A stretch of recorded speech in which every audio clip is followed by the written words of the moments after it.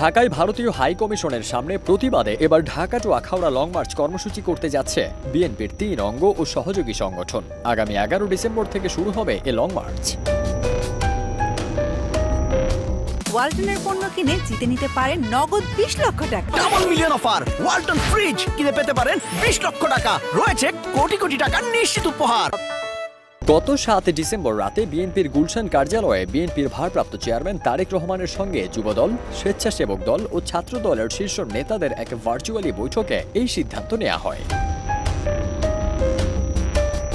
ভারতের আগরতলায় বাংলাদেশের সহকারী হাই কমিশনে হামলা, বাংলাদেশের জাতীয় পতাকা অবমাননা ও সাম্প্রদায়িক দাঙ্গার ষড়যন্ত্রের প্রতিবাদে এ কর্মসূচি করবে বিএনপির ৩ সংগঠন। নয়াপল্টন থেকে গাড়িবহর নিয়ে আখাউড়ার সমাবেশে যাবেন নেতাকর্মীরা, মাঝপথে যোগ দেবেন জেলার নেতারা। এর আগে ৮ ডিসেম্বর বেলা 11:30টায় রাজধানীর নয়াপল্টন বিএনপির কেন্দ্রীয় কার্যালয়ের সামনে থেকে জাতীয়তাবাদী ৩ সংগঠনের যৌথ উদ্যোগে প্রতিবাদে পদযাত্রা করেন নেতাকর্মীরা। ওই দিন দুপুরে ভারতীয় হাই কমিশনে একটি স্মারকলিপিও জমা দেন তারা। কর্মসূচিতে নেতাকর্মীরা দিল্লি না ঢাকা, ঢাকা ঢাকা, ভারতের দালালেরা হুঁশিয়ার সাবধান সহ বিভিন্ন স্লোগানে রাজপথ মুখরিত করে তোলেন। ফারদিন সানি, দেশ রূপান্তর।